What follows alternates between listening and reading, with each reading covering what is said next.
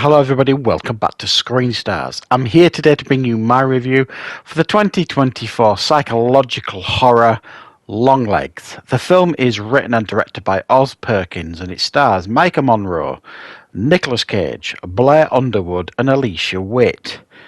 The film focuses on Micah Monroe's character, and she's an FBI agent. She's called Lee Harker. Now, she's a rookie on the FBI, and on her first outing, she's got what is described as in the film like half psychic abilities. And she's knocking door to door with her rookie partner, and she suspects that the suspect they're looking for is in that house down there. There's no logical reason as to why she knows that, and her partner doesn't take that seriously.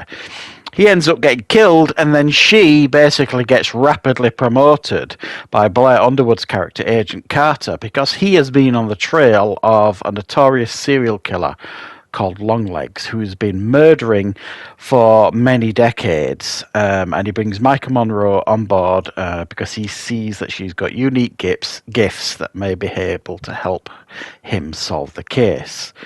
Once she starts down this road of trying to find out who Longlegs is, everything starts spiraling out of control. Right. What are my thoughts on Longlegs? I'm very careful here. I don't want to reveal anything really about this film other than what I've said. So I'm not going to talk any more about the plot here or anything like that, because this is definitely a film you need to go into, completely cold. The only thing I've seen about this film before watching it is a trailer. Well, I say that.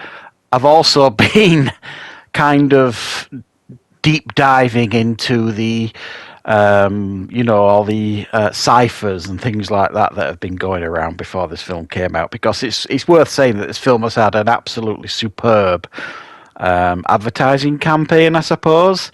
Very little of the marketing has involved Nicolas Cage. They've kept him pretty much a surprise for the movie.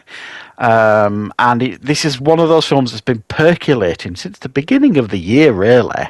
And it's just been kind of boiling until its release date. So there's been like stuff online for people to get involved with, ciphers, like I've said, and little clues and snippets here and there. And I've been kind of following some of that to the point up to the release of the film, where it's kind of intensified for me, kind of watching like, theory videos and stuff like that leading up to the release of the film, and it's actually given me nightmares. And I don't suffer from nightmares, but I've been getting nightmares kind of the more I've been getting involved in researching this film leading up to it.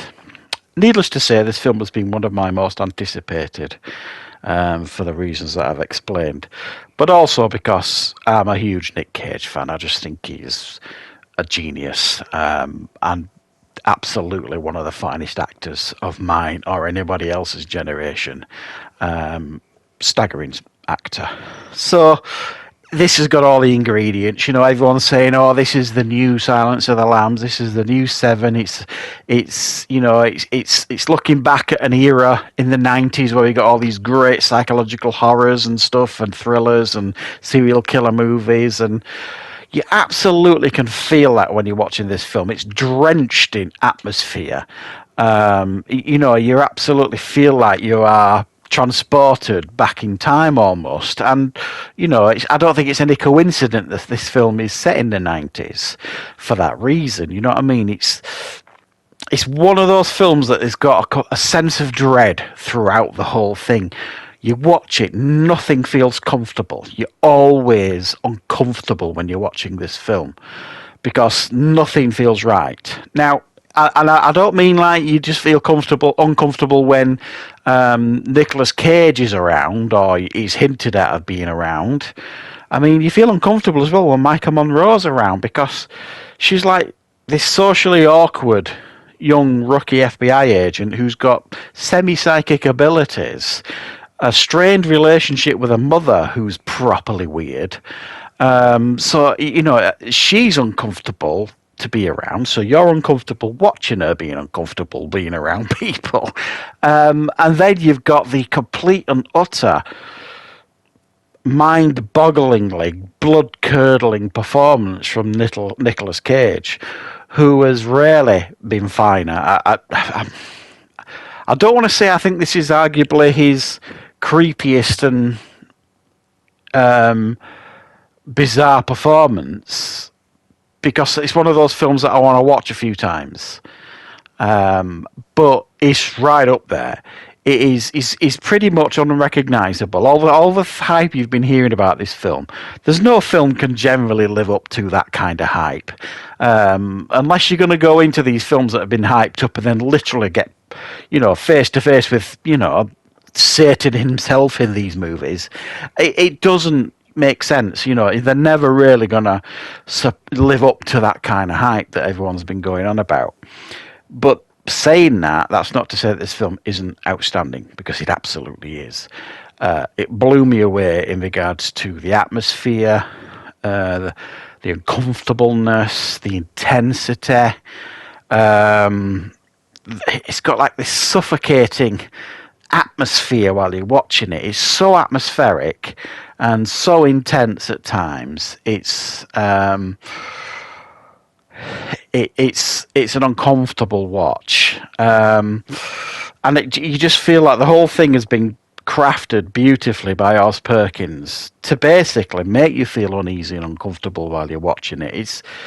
It's been carefully orchestrated to do all the things that it wants you to do in this film, and it constantly kind of keeps you on your feet in regards to plot twists and changes in the story, and because it goes in a direction that I certainly didn't expect. I'm not sure if you guys did, but needless to say, it's not a typical serial killer film. It's not, as those films were mentioned, like Silence of the Lambs, Seven, Bone Collector, things like that. Those are what you would describe as like typical serial killer films, and on varying levels of scale in regards to how good they are. Agreed. But this is a different breed. It's got a different thing going on about it, and I can't say any more than that. I might even do a spoiler discussion on this, because it's one of those films that has stayed with me when the end credits has rolled.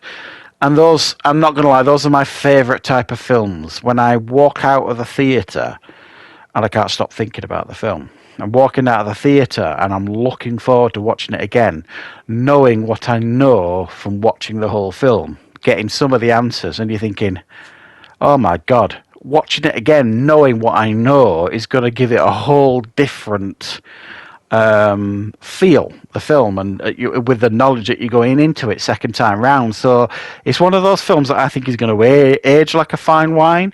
I suspect there will be some people that will watch this going in with these high expectations, expecting the new Silence of the Lambs are going to come out and say, oh, that's not what I like. That's not what I expected. I don't think it was that good. And you're right, it's not on the same level, I don't think, as Seven and Silence of the Lambs, that were almost instant classics. But I guarantee you this film will probably still be well respected, watched, and talked about for probably many, many years to come. I think this is definitely going to age like a fine wine. It's a film that people are going to look back in 10, 15, 20 years and say, yeah, that was probably the definitive serial killer film of that decade or whatever. And I think everybody here should be recognised for their performances, because they all were outstanding. Nicolas Cage is rightly going to get an incredible amount of praise for his performance here, because it gives you chills. It's that good. But Micah Monroe was superb, and she needs a mention here, a special mention. She really was.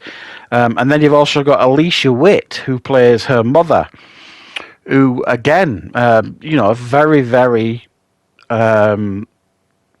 strange and odd performance that was just fantastic, and just worked. And it's one of those films as well where you kind of get your definitive ending. Whether you like the ending or not, you get an ending here, and you're going to walk away with the answers. Some of those answers you might not completely understand, but you get answers by the end of this film. I thought it was fabulous, this. I really, really did. I thought it was. For me, it kind of met my expectations. It didn't exceed them. It was what I hoped it would be. And I am very, very much looking forward to rewatching this one because I just think it's going to be even better, I think, on a second viewing. So I strongly recommend this. A fabulous psychological horror, and it is a horror as well as being like a thriller and a serial killer film and all that kind of stuff. And trust me, this Nicolas Cage performance is probably going to give me more nightmares after seeing it. So thanks for checking out this review, guys. Let me know in the comments what your thoughts are on Longlegs. Was it overrated for you? Or are you like me, really looking forward to checking it out again? I would love to hear your thoughts on it. So thank you very much for joining me for this review, guys. And don't forget to call back on the channel for plenty more reviews and content very, very soon.